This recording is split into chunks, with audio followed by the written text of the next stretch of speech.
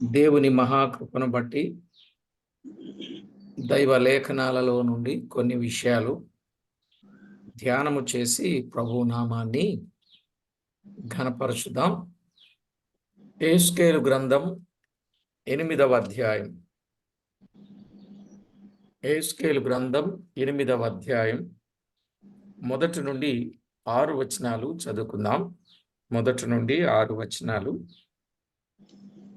6వ సంవత్సరము 6వ నెల 5వ దినమున నేను నా ఇంట కూర్చుని ఉండగాను, యూదా పెద్దలు నా ఎదుట కూర్చుండి ఉండగాను, ప్రభువైన యెహోవా హస్తము నా మీదికి వచ్చెను. అంతట నేను చూడగా అగ్నిని పోలిన ఆకారము నాకు కనబడెను.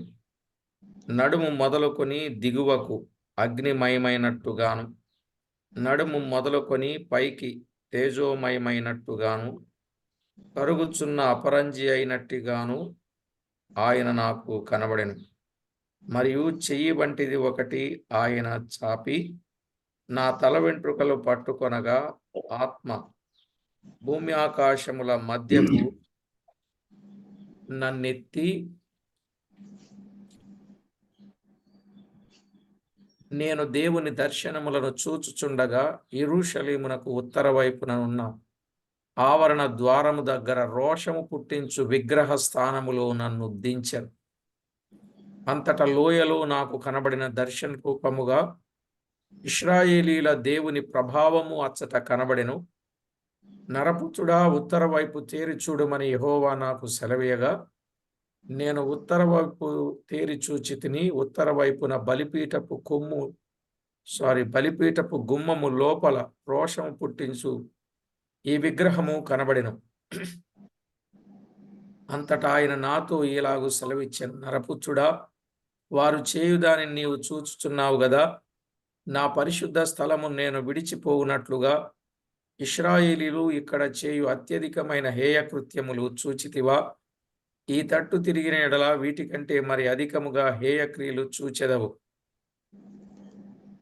చదవబడిన ఈ లేఖనం కొరకై ప్రార్థన చేసి వాక్యాన్ని ధ్యానం చేద్దాం. ప్రతి ఒక్కరూ ప్రార్థనా పూర్వకంగా దేవుని వాక్యాన్ని వినాలని ప్రభు అయిన దేవుని పేరట ప్రేమతో మీకు మనవి చేస్తూ ఉన్నాను. పరిశుద్ధుడవైన మా తండ్రి, పరమందు ఆసీనుడవైన మా దేవ, మీ గణనామానికి వేలాది వందనాలు, కోటాను కోట్లు స్తుతులు స్తోత్రాలు చెల్లిస్తూ ఉన్నాం. దేవా, ఎంతో గొప్ప దేవుడవు, మహిమగల దేవుడవు, ప్రభావం గల దేవుడవు, సాటిలేని దేవుడవు, సర్వశక్తి సంపన్నుడవు, జీవాధిపతి అయిన మా ప్రియ ప్రభుడవు.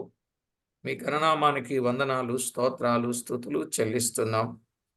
దేవా, మా ప్రభువా, మమ్మును మీరు జ్ఞాపకం చేసుకొని మిమ్మును మేము సేవించి స్తుతించి మహిమపరచి మీకు వెళ్ళవలసిన ప్రభావ మహాత్యమును మేము ఆపాదించడానికి మమ్మను మీరు ఎన్నుకొని చేసిన ప్రతి కార్యాన్ని బట్టి మిమ్మును స్తుతిస్తున్నాం.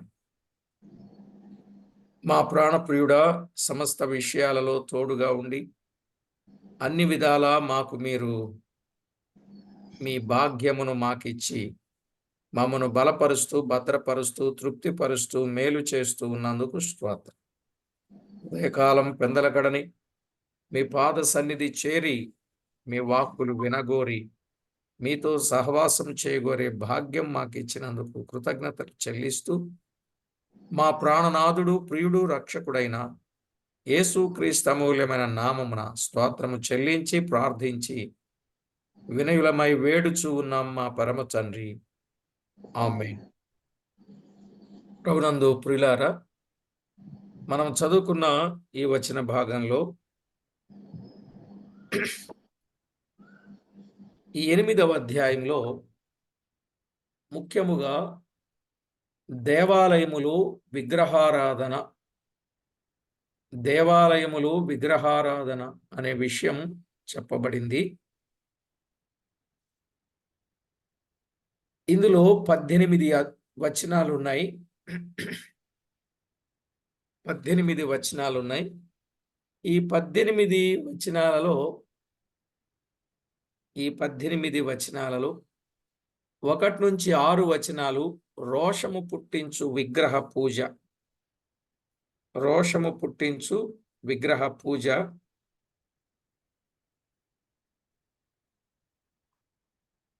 7 నుండి 13 వచనాలలో సకల జంతువులను పూజించుట. సకల జంతువులను పూజించుట. 14 నుండి 15 వచనాలలో తమ్మోజు దేవతల ఆరాధన. తమ్మోజు దేవతల ఆరాధన. 16 నుండి 18 సూర్య ఆరాధన. సూర్య ఆరాధన.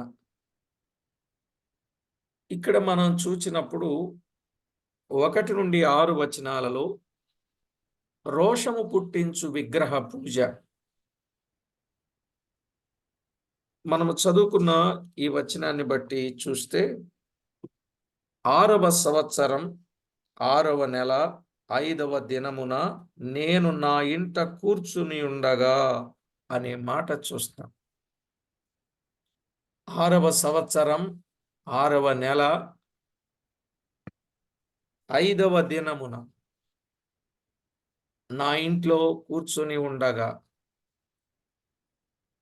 ఈ విషయాన్ని ఇంత తేటగా చెప్తున్నాడంటే ఈ ప్రవక్త గొప్ప విద్యావంతుడుగా మనకు అర్థమవుతుంది. తారీఖుతో సహా చెప్తున్నాడంటే గొప్ప విద్యావంతుడు అని మనము చెప్పవచ్చు.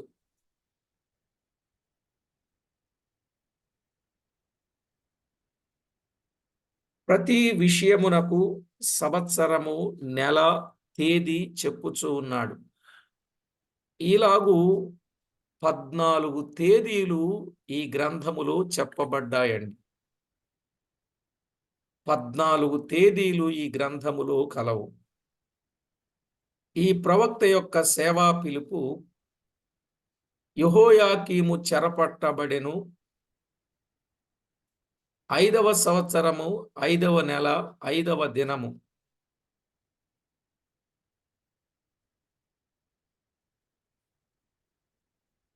మొదటి అధ్యాయం 2వ వచనంలో మనము చూస్తాం. మొదటి అధ్యాయములో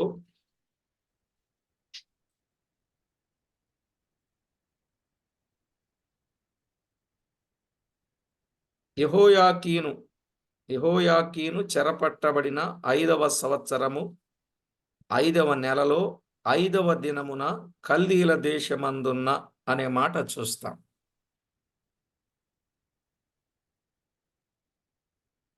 ఇక్కడ 6వ సంవత్సరం 6వ నెల 5వ దినము అని ఉన్నది.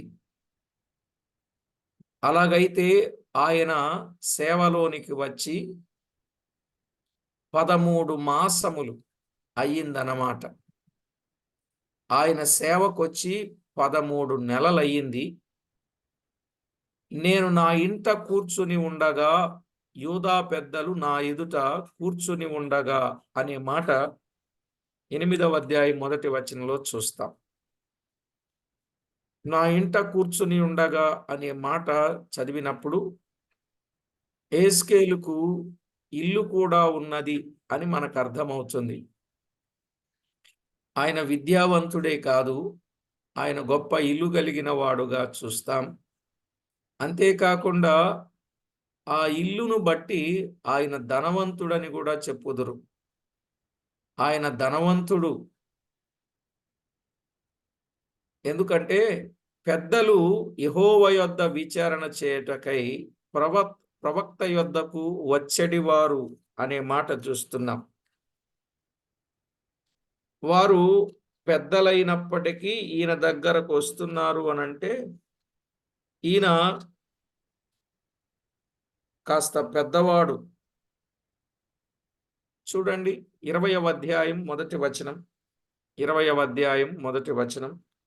7వ సంవత్సరము 5వ నెల 10వ దినమున ఇశ్రాయేలీయుల పెద్దలలో కొందరు యెహోవా యొద్ద విచారణ చేయుటకై నా యొద్దకు వచ్చి నా ఎదుట కూర్చుండి ఉండగా. నా యొద్దకు వచ్చి నా ఎదుట కూర్చుని ఉండగా అంటే ఒక విధంగా ఆయన ప్రవక్త అయి ఉండాలి, ప్రవక్త అయి ఉన్నాడు, ఆయన గొప్పవాడై ఉండాలి, ఆయన ధనవంతుడై ఉండాలి. అంతేకాకుండా ఆయన ఒక గౌరవము కలిగిన వ్యక్తి అయి ఉండాలి. పెద్దలే వస్తున్నారంటే ఈయన దగ్గరికి ఆయన ఒక గౌరవము కలిగిన వ్యక్తిగా ఉండాలి అనే విషయాన్ని చాలా తేటగా చెప్పినట్టు చూస్తాం. అయితే ప్రభువైన యెహోవా హస్తము నా మీదికి వచ్చెను అనే మాట చూస్తాం. 8వ అధ్యాయం 1వ వచనములో ప్రభువైన యెహోవా హస్తము నా మీదికి వచ్చెను.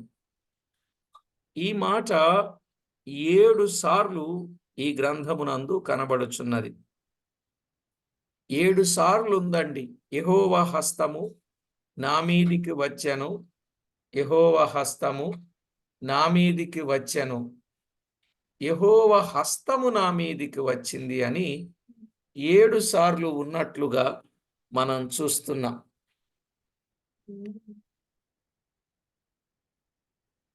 ప్రియులారా, ఇక్కడ యెహెజ్కేలునకు దర్శనము కలిగెను. యెహెజ్కేలుకు దర్శనము కలిగెను అనే మాట మనము చూస్తున్నాం కదా. యెహెజ్కేలుకు దర్శనము కలిగెను. 4వ వచనంలో నాకు కనబడిన దర్శనము రూపముగా అన్నాడు.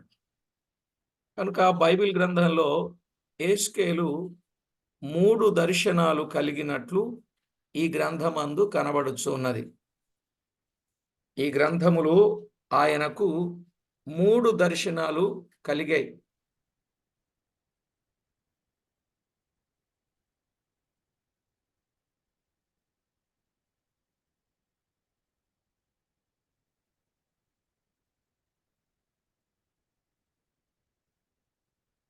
మూడు దర్శనాలు. ఒకటి సేవా పిలుపు కొరకైన దర్శనం. సేవా పిలుపు కొరకైన దర్శనం. 8 నుండి 11 అధ్యాయాలు. 8 నుండి 11 అధ్యాయాలు. రెండవది యెరూషలేములో జరుగు హేయకృత్యము చూపుట కొరకైన దర్శనం. యెరూషలేములో జరుగు హేయకృత్యములు చూపుటకైన దర్శనం. 40 నుండి 48 అధ్యాయాలు. 40 నుండి 48 అధ్యాయాలు. ఇక భవిష్యత్తులో ఇశ్రాయేలీలు పొందనయున్న మహిమను గూర్చిన దర్శనం. భవిష్యత్తులో ఇశ్రాయేలీలు పొందనయున్న మహిమను గూర్చిన దర్శనం. 8వ అధ్యాయం 2వ వచనంలో మనము చూస్తాం. తేజోమయుడుగా కనబడుచు ఉన్నాడు. తేజోమయుడుగా. అంతట నేను చూడగా అగ్నిని పోలిన ఆకారము నాకు కనబడెను. నడుము మొదలుకొని దిగువకు అగ్నిమయమైనట్టుగాను, నడుము మొదలుకొని పైకి తేజోమయమైనట్టుగాను, కరుగుచున్న అపరంజి అయినట్టుగాను ఆయన నాకు కనబడెను అనే మాట ఈ భాగంలో చూస్తున్నాం. ప్రియులారా, 3 దర్శనాలు కదా. మొదటి 3 అధ్యాయాలలో ఆయన సేవా పిలుపు కొరకైన దర్శనం. మొదటి 3 అధ్యాయాలలో ఆయన సేవా పిలుపు కొరకైన దర్శనం. 8 నుండి 11 అధ్యాయాలలో యెరూషలేములో జరుగు హేయకృత్యములు చూపుట కొరకైన దర్శనం. 40 నుండి 48 అధ్యాయాలలో భవిష్యత్తులో ఇశ్రాయేలీలు పొందనయున్న మహిమను గూర్చిన దర్శనం. ఇదండి, ఇలా రాసుకోండి. మొదటి 3 అధ్యాయాలు అక్కడ అలా పెట్టుకుంటే సరిపోద్ది. మొదటి 3 అధ్యాయాలు ఆయన సేవా పిలుపు కొరకైన దర్శనం. 8 నుండి 11 అధ్యాయాలు యెరూషలేములో జరుగునయున్న హేయకృత్యములు చూపుట కొరకైన దర్శనం. ఇక 40 నుండి 48 అధ్యాయాలు భవిష్యత్తులో ఇశ్రాయేలీలు పొందనయున్న మహిమను గూర్చిన దర్శనం. సరే, ఇక్కడ మనం చూచిన ఈ మాటలో 8:2లో తేజోమయుడుగా కనబడుచు ఉన్నాడు. తేజోమయుడుగా. అలాగే యెహెజ్కేలు గ్రంథములోని మొదటి అధ్యాయం 27వ వచనంలో ఎలా కనబడ్డాడు? యెహెజ్కేలు గ్రంథం మొదటి అధ్యాయం 27వ వచనంలో దాని చుట్టూ దాని లోపట కరుగుచున్న ఇత్తడియు అగ్నియు ఉన్నట్టు నాకు కనబడెను. నడుము మొదలుకొని మీదికిని, నడుము మొదలుకొని దిగువకును ఆయన అగ్ని స్వరూపముగా నాకు కనబడెను. చుట్టూను తేజోమయముగా కనబడెను. తేజోమయముగా కనబడెను అంటే ఆయన తేజోమయుడుగా కనబడుచున్నాడు. యేసుక్రీస్తు ఈ గ్రంథములో 7 విధములుగా కనబడుచు ఉన్నాడు. యేసుక్రీస్తు ఈ గ్రంథములో 7 విధములుగా కనబడుచు ఉన్నాడు. అయితే ఇక్కడ తేజోమయుడుగా కనబడుచున్నాడు. తేజోమయుడుగా కనబడుచున్నాడు. హెబ్రీ పత్రిక 1:3లో ఆయన అనగా క్రీస్తు దేవుని మహిమ యొక్క తేజస్సు అని చదువుతామండి. అవునా? హెబ్రీ పత్రిక 1:3లో ఆయన అనగా క్రీస్తు దేవుని మహిమ యొక్క తేజస్సు. దేవుని మహిమ యొక్క తేజస్సు. అలాగే తిమోతికు రాసిన మొదటి పత్రిక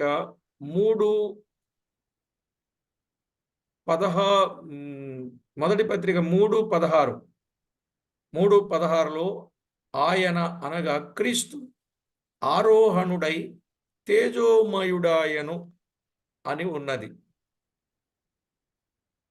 అక్కడ 7 విషయాలు చెప్పబడ్డాయి కదా. సశరీరుడుగా ప్రత్యక్షుడయ్యను అలా చెప్పుకుంటూ చివరి మాట ఆయన ఆరోహణుడై తేజోమయుడయ్యను అని ఉంటుంది 3వ అధ్యాయం 16వ వచనంలో.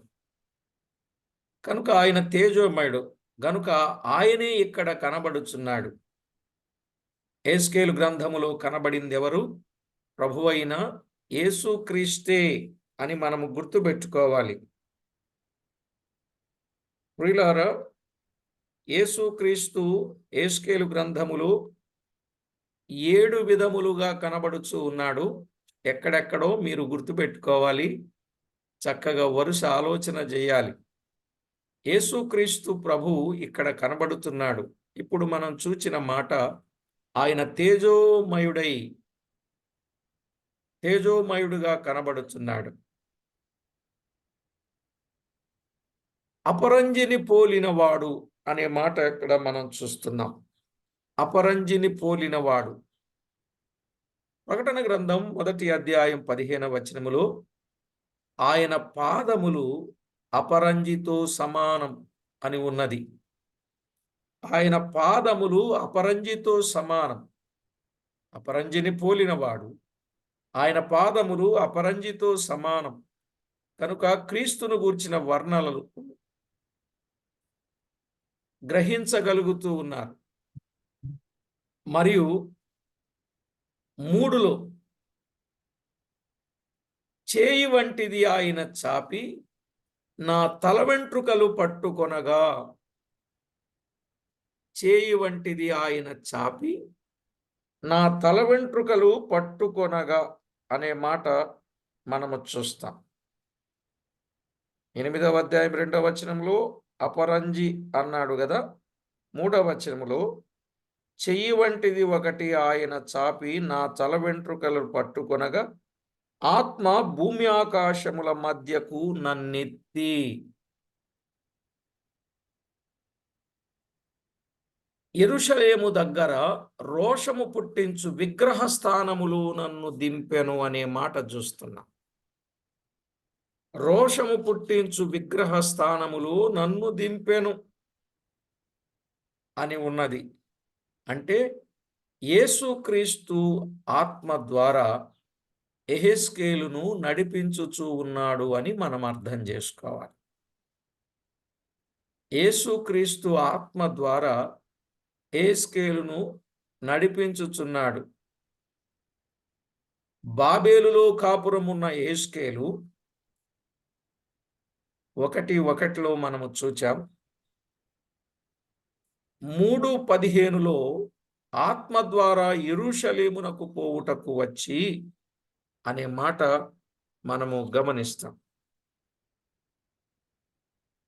ఆయన బాబేలులో ఉన్నాడు 1:1. అక్కడి నుంచి ఎక్కడికి తీసుకొచ్చాడు? 15వ వచనం 3:15 నేను కెబారు నది దగ్గర తేలాబీబు అను స్థలమందు కాపురముండు చెరపట్టబడిన వారి యొద్దకు వచ్చి వారు కూర్చున్న స్థలమందు కూర్చుండి ఏమీయూ చెప్పకయు కదలకయు నున్నవాడనై 7 దినములు వారి మధ్య నుంటిని అనే మాట మనము చూస్తున్నాం. కాబట్టి ప్రభునందు ప్రియులారా,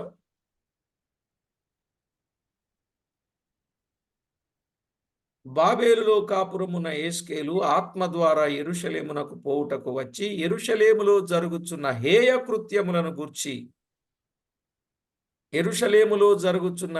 కృత్యములను గూర్చి ఆత్మ ద్వారా తెలుసుకొని చెరలో ఉన్న వారి వద్దకు పంపబడి చెరలో ఉన్న వారికి ఈ సంగతులు చెప్పుచూ ఉన్నాడు. ఆత్మ ద్వారా సంగతులను తెలుసుకొని చెరలో ఉన్న వారికి ఆయన చెప్పుచూ ఉన్నట్లుగా మనము చూస్తాం. చూడండి, యెహెజ్కేలు గ్రంథం 11వ అధ్యాయం 24, 25 వచనాలు. మీరు జాగ్రత్తగా మరలా స్టడీ చేస్తేనే గాని విషయాలు బాగా అర్థం కావు. ప్రియులారా, వాస్తవాలు అర్థం చేసుకోవాలి. 11వ అధ్యాయం 24, 25. తరువాత ఆత్మ నన్ను ఎత్తి నేను దైవాత్మావశుడను కాగా దర్శనంలోనైనట్టు కల్దీల దేశమునందు చెరలో ఉన్న వారి యొద్దకు నన్ను దింపెను. అంతలో నాకు కనబడిన దర్శనము కనబడకుండా పైకెక్కును. అప్పుడు యెహోవా నాకు ప్రత్యక్షపరచిన వాటినన్నింటినీ చెరలో ఉన్న వారికి నేను తెలియజేసి తిని అన్నాడు. అర్థమైందండి? చెరలోనున్న వారికి ఆయన తెలియజేశాడు ఆత్మ ద్వారా. చెరలోనున్న వారికి తెలియచేశాడు. ఇక్కడ దేవుని ఆత్మ దేవుని రహస్యాలు చూపించువానిగా కనబడుచూ ఉన్నారు. దేవుని రహస్యాలు చూపించేవారుగా కనబడుచూ ఉన్నారు. మరి నేడు కూడా మర్మములు బయలుపరచువాడు ఎవరు? పరిశుద్ధాత్మయే. మర్మములు బయలుపరిచేది ఎవరండి?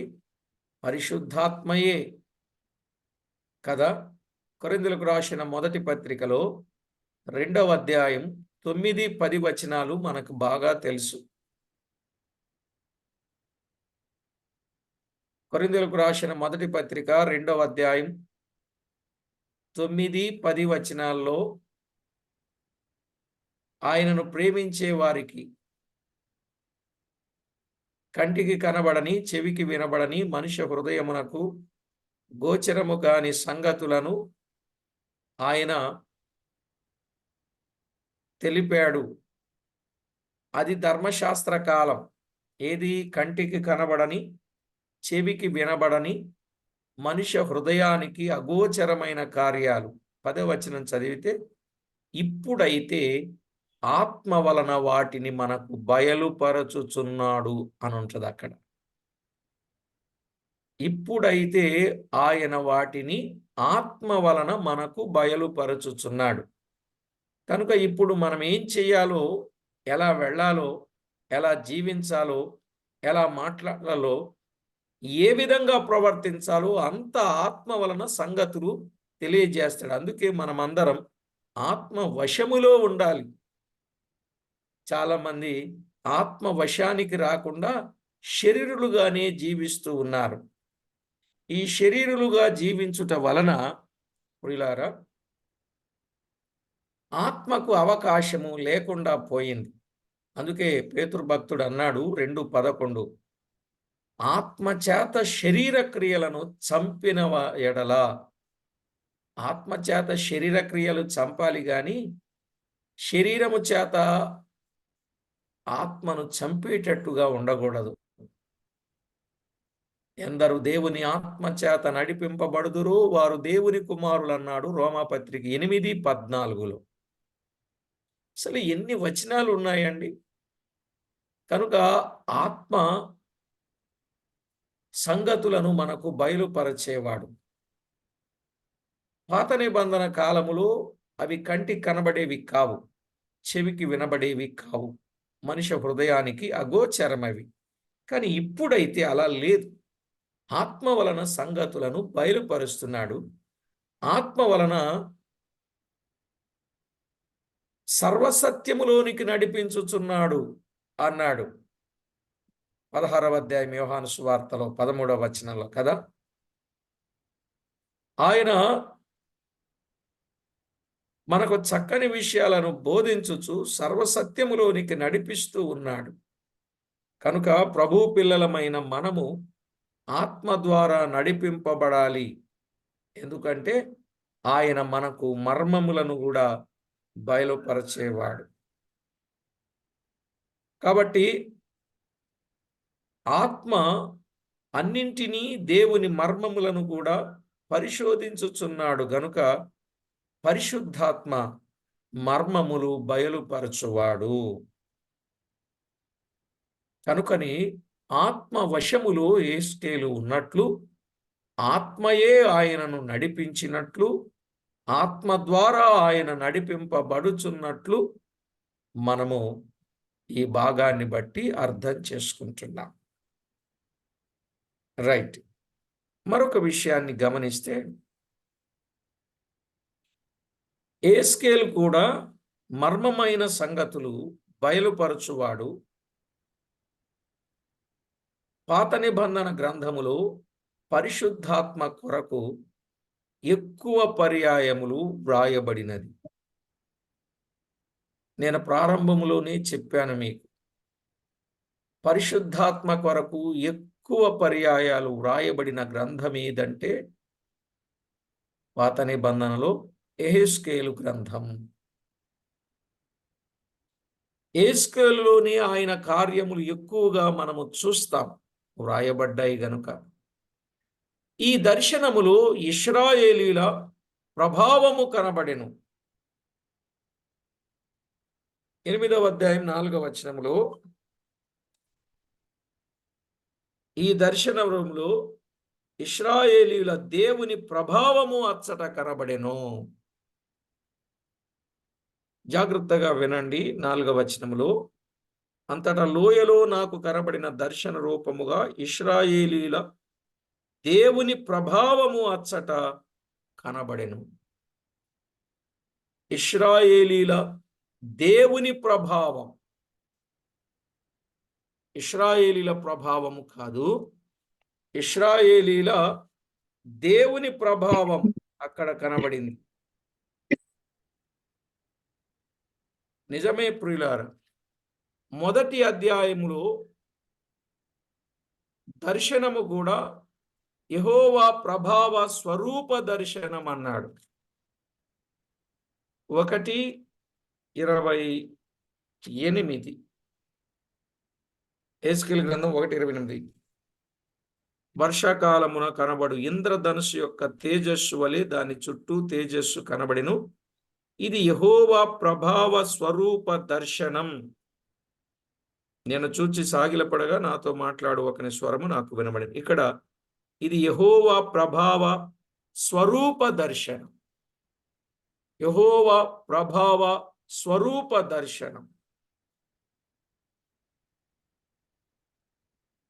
భక్తులు ఈ దినాలలో దేవుని ప్రభావము చూచుటకు దర్శనములు అక్కరలేదండి.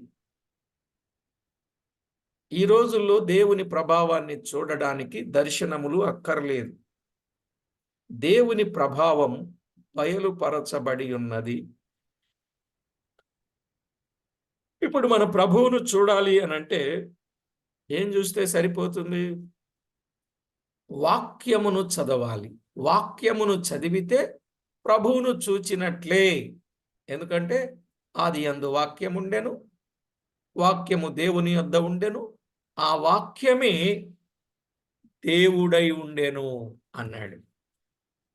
ఆ వాక్యమే దేవుడై ఉన్నాడు. అంతేగాని మళ్ళా ఒక బొమ్మ చేసుకొని ఇది యేసు ప్రభు అని విగ్రహాలు పెట్టుకోకూడదు. మళ్ళీ అది విగ్రహారాధన అయిపోతుంది. వాక్యము దేవుడు అంతే. ఎక్కడ విగ్రహాలున్నా అది కరెక్ట్ కాదు అనే విషయం చెప్పాడు. వాక్యమును చూస్తే ప్రభువును చూసినట్టే. యోహాను సువార్త 5:39లోను, లూకా సువార్త 24, 25, 26 వచనాలలో మనము చదువుకుంటే, యోహాను సువార్త 5:39, లూకా సువార్త 24, 25, 26. సరే, బలిపీఠపు గుమ్మము లోపల రోషము పుట్టించు విగ్రహము కనిపించెను అన్నాడు 5వ వచనములో. యెహెజ్కేలు గ్రంథం 8:5లో ఏం కనపడింది? రోషము పుట్టించు విగ్రహము కనబడెను. ఏ విగ్రహమైనా దేవునికి రోషము కలిగించేది. ఏ విగ్రహమైనా దేవునికి ఏం పుట్టిస్తుంది? రోషము పుట్టిస్తుందండి. ద్వితీయోపదేశకాండం 17వ అధ్యాయం 16వ వచనాన్ని ఒక మారు చదువుకున్నాం. ద్వితీయోపదేశకాండం 17వ అధ్యాయం 16వ వచనం ఏమన్నాడు?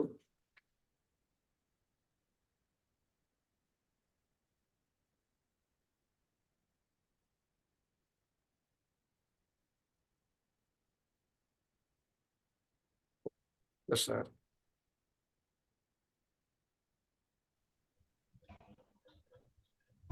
అతడు గుర్రములను విస్తారంగా సంపాదించుకొనవలదు. బ్రదర్ ఒకసారి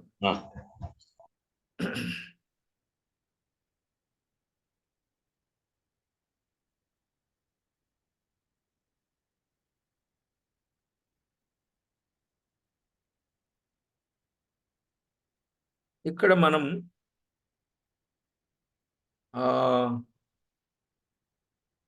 16, 17 వచనాలు మనం చదువుకోవచ్చు. ఇంకొక వచనం చూద్దాం. ఇంకొక వచనంలో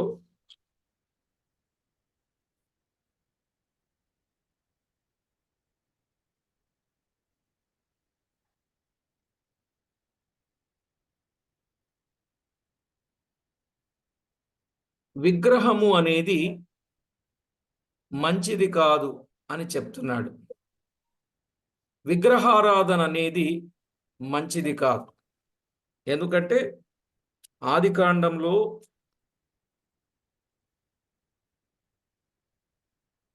నిర్గమాకాండములు, లేవియాకాండములు, సంఖ్యాకాండములు, ద్వితీయోపదేశ కాండములు విగ్రహారాధన చేసినటువంటి ప్రజల యొక్క దుస్థితి ఎంత ఘోరంగా ఉన్నదో చూస్తాం. ఈ విగ్రహారాధన అనేది ఎప్పుడు ప్రారంభమైంది? ఆదికాండం నిమ్రోదు కాలములో అది ఆరంభమైంది. నిమ్రోదు కాలములో ఆరంభమైన విగ్రహారాధన అలా కంటిన్యూ అవుతూ వచ్చింది. నేటికి అది కంటిన్యూ అవుతూనే వస్తూ ఉంది. కనుక ప్రియులారా, దేవుని వాక్యములో వ్రాయబడిన సత్యాన్ని మనం ఆలోచన చేసినప్పుడు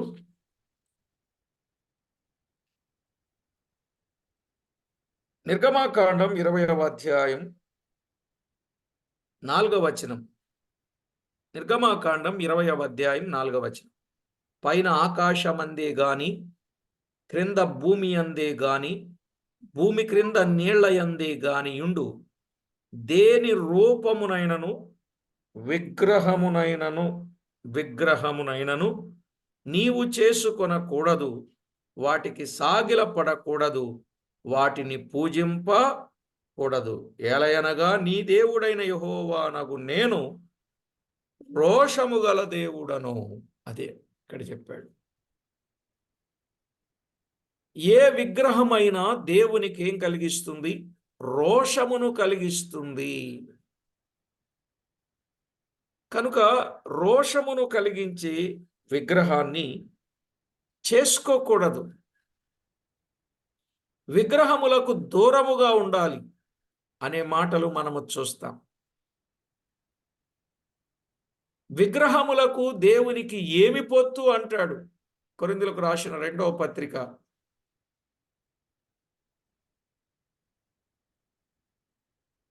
క్రీస్తుకు బెలియాలకు సంబంధమేమిటి?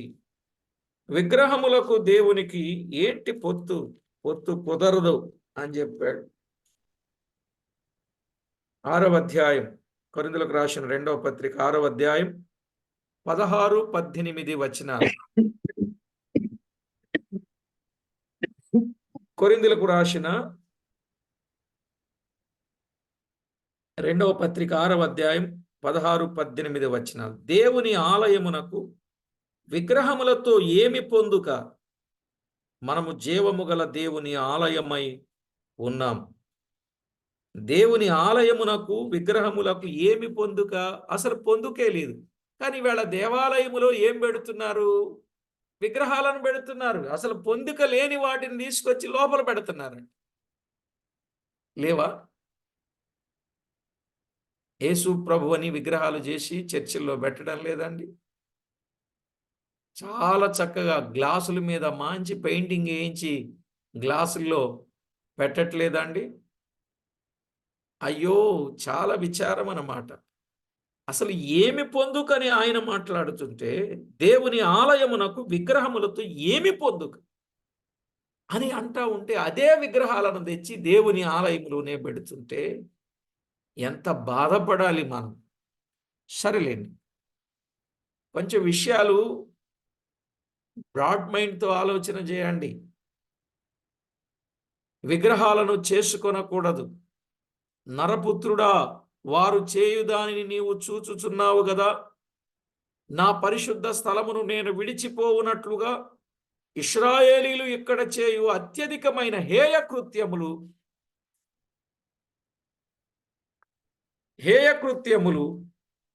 చూచెడివారు, ఇటు అటు తిరుగునట్లు అత్యధికమైన హేయకృత్యములు చూచెడివారు అని చెప్తా ఉన్నాడు. ఇశ్రాయేలీలు హేయకృత్యములు నేను పరిశుద్ధ పట్టణం విడిచిపోవునట్లుగా చేయుచున్నారు అన్నాడు. ఎలా ఉన్నాయంటే, ఇశ్రాయేలీలు చేసే పనులు దేవుడే అక్కడి నుంచి వెళ్ళిపోయేటట్లుగా చేస్తున్నారటండి.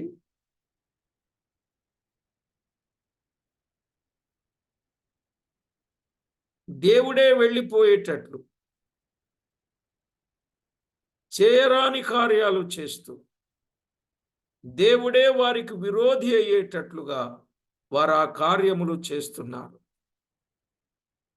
ఇశ్రాయేలీలు హేయకృత్యములు నేను పరిశుద్ధ పట్టణమును విడిచిపోవునట్లుగా చేయుచున్నారు అన్నాడు. అందుకే బైబిల్లో ఒక మాట ఉంది,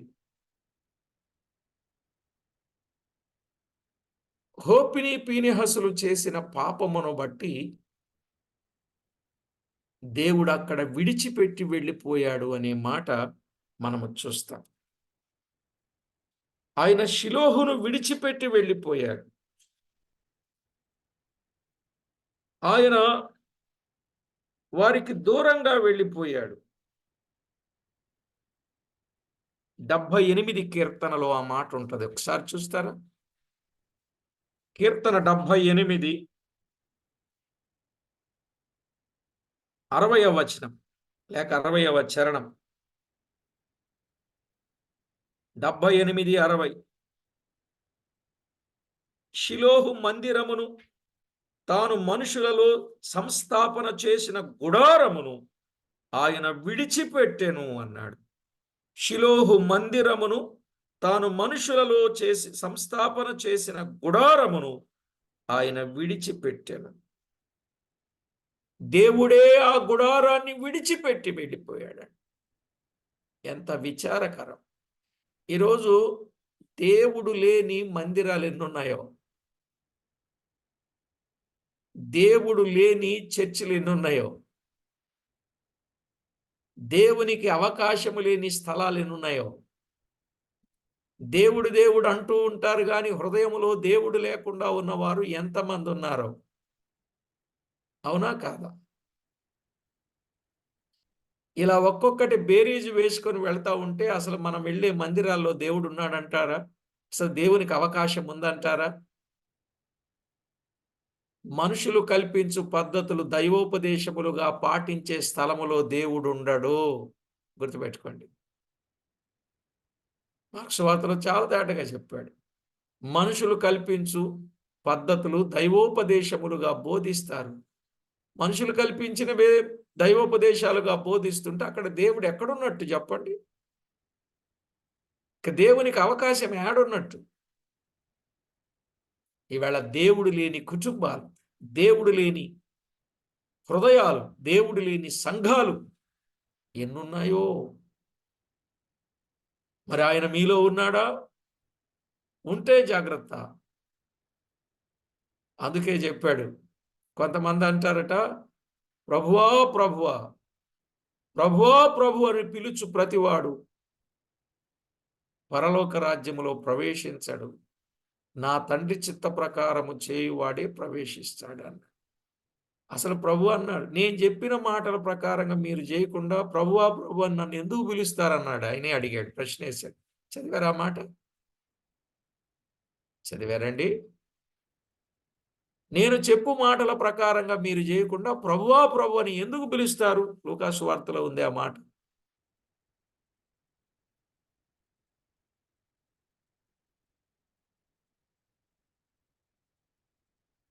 ప్రభువా ప్రభు అని పిలిచే ప్రతి వ్యక్తి ఆయన చిత్తము చొప్పున జరిగించాలని మత్తయి సువార్తలో ఉంది 7వ అధ్యాయంలో. కావాలంటే వచనాలు చూపిస్తా మీకు. మత్తయి సువార్త 7వ అధ్యాయం 22. ఆ దినమున అనేకులు నన్ను చూచి ప్రభువా ప్రభువా, 21 కూడా, ప్రభువా ప్రభువా అని నన్ను పిలుచు ప్రతివాడు పరలోక రాజ్యములో ప్రవేశింపడు అనుంది కదా.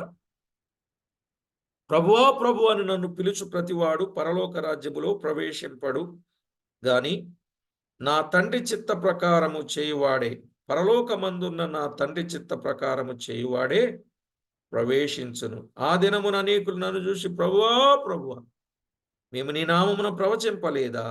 నీ నామమున దెయ్యములను వెళ్ళగొట్టలేదా?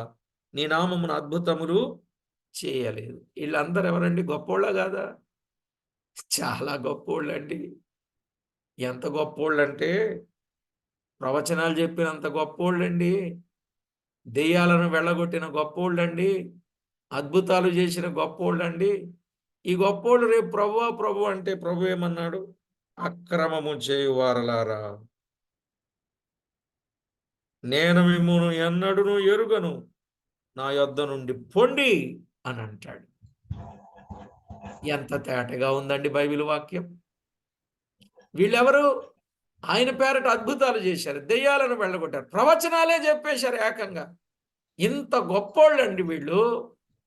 వీళ్ళని చూసి మీరు చాలామంది ఇలాంటి వాళ్ళు ఎవరైనా కనపడితే వాళ్ళని వెంబడించేస్తున్నారు మీరు. అవునా కాదు? అలాంటి వాళ్ళు ఎవరైనా కనపడితే వాళ్ళని చూసి భలే వెంబడించేస్తారు, భలే దాసోహం చేస్తారు. వాక్యం చెప్పే వాళ్ళకి అస్సలు విధేయత అనేది కూడా చూపరు.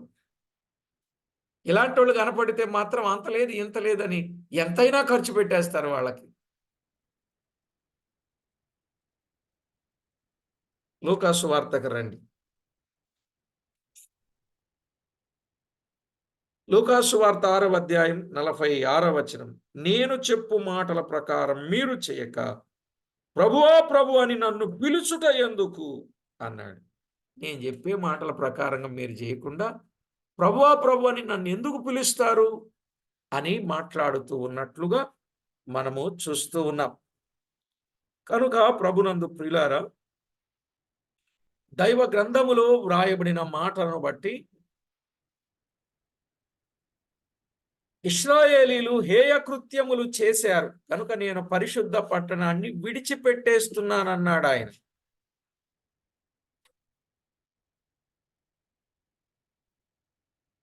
మొదట మోషే నిర్మించిన మందిరములో అరణ్యములో ప్రయాణము ముగించి ఆ ప్రత్యక్షపు గుడారమును షిలోహులో నిలిపారు కదా, షిలోహులో నిలిపారు. యెహోషువ గ్రంథం 18వ అధ్యాయం 1వ వచనం. ఇశ్రాయేలీలు ఇక్కడికే వచ్చి బలి అర్పించుచూ ఉండేవాళ్ళు. షిలోహులో మొదటి మందిరాన్ని నిర్మిస్తే ఇశ్రాయేలీలందరూ అక్కడికే వచ్చి బలి అర్పించేవారు. సమూయేలు మొదటి గ్రంథం 1:3లో మనం చూస్తాం.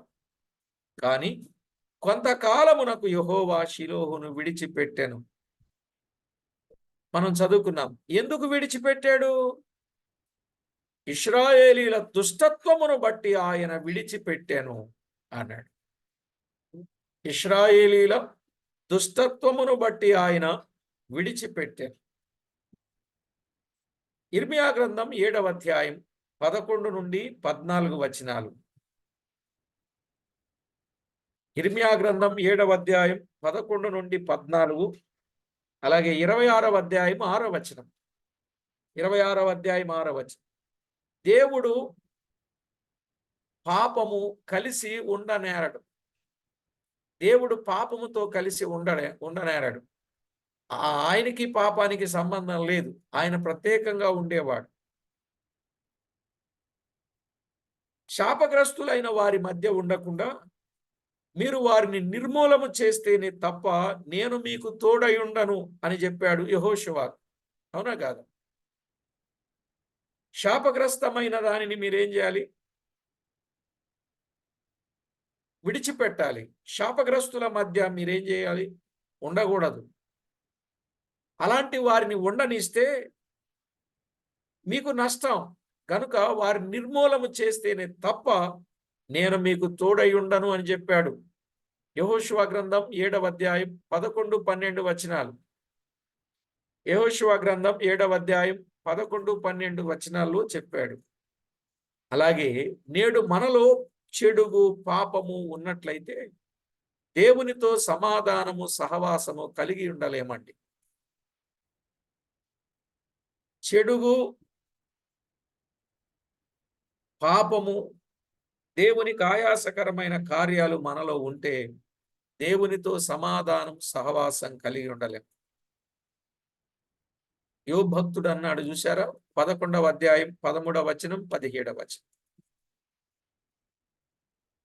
యోబు గ్రంథం 11వ అధ్యాయం 13, 17 వచనాలలో ఏ చెడు మన జీవితములో లేకుండా నిర్మలముగా కాపాడుకొనుట మనకు ఆశీర్వాదకరము. మనకు ఆశీర్వాదకరం. కాబట్టి దైవలేఖనంలో వ్రాయబడిన సంగతులను మనం అర్థం చేసుకున్నప్పుడు విగ్రహారాధన చెడుగే, పాపము చెడుగే. ఇక తెలుసు మన మనస్సాక్షికి ఏది చెడుగో, ఏది మంచో, ఏది సత్క్రియో, ఏది దుష్క్రియో, ఏది శాపమో, ఏది ఆశీర్వాదమో మనకు తెలుసు. కనుక మనము ఏది చెయ్యాలో అది చేసి దేవునికి మనము మహిమ తేవలసిన వారమై ఉన్నాం. అలాగున మనలను మనము జాగ్రత్త చేసుకుని సిద్ధపడి ప్రభువుకు మహిమ ఆపాదిద్దాం. ఏమండి?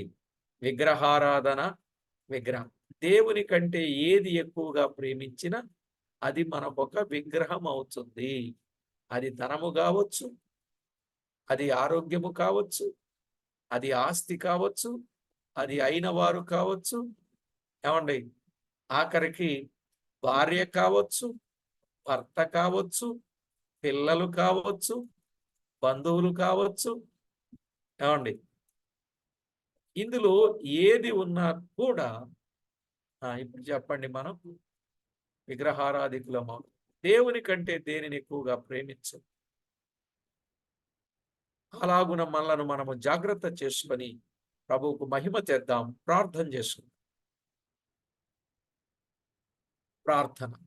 పరిశుద్ధుడవైన మా తండ్రి, పరమందు ఆసీనుడవైన మా దేవ, మీ గణనామానికి వేలాది వందనాలు, కోటాను కోట్లు స్తుతులు స్తోత్రములు చెల్లిస్తూ యెహెజ్కేలు గ్రంథం 8వ అధ్యాయములో ఉన్న 6 వచనాలలో ఉన్న సత్యాన్ని మాకు కొంత మేరలో తెలిపినందుకు స్తోత్రం. ఇంకా మిగిలి ఉన్న సంగతులను మాకు తేటగా బయలుపరిచి మీరే మహిమ పొందుతారని, చేరి వచ్చిన ప్రతి ఒక్కరూ కూడా మీ ప్రభావ దర్శనమును వారు చూడగలిగి వాక్యము చేతనే తమ జీవితాన్ని వారు కాపాడుకుంటారు. చీకటి గల చోటున వెలుగిచ్చు దీపమై ఉన్న వాక్యానికే ప్రాధాన్యత ఇస్తూ మిమ్మను మహిమపరచునట్లు సిద్ధపరచమని కోరుచు మా ప్రభువు మా రక్షకుడైన యేసుక్రీస్తు అతి శ్రేష్టమైన అమూల్యమైన నామమున స్తోత్రము చెల్లించి ప్రార్థించి వినీలమై వేడుచూ ఉన్నాం మా పరమ తండ్రి. ఆమేన్. ఆమేన్. ప్రభునందు ప్రియులారా, దేవుని కంటే దేనిని ఎక్కువగా ప్రేమించొద్దని ప్రేమతో మనవి చేస్తూ ఉన్నాను. Thank you. ప్రతి వారికి ప్రభు అయిన దేవుని పేరట నిండు వందనాలు తెలియజేస్తూ ఉన్నాను. శేఖర్ అన్న గారు రికార్డింగ్ ఆహా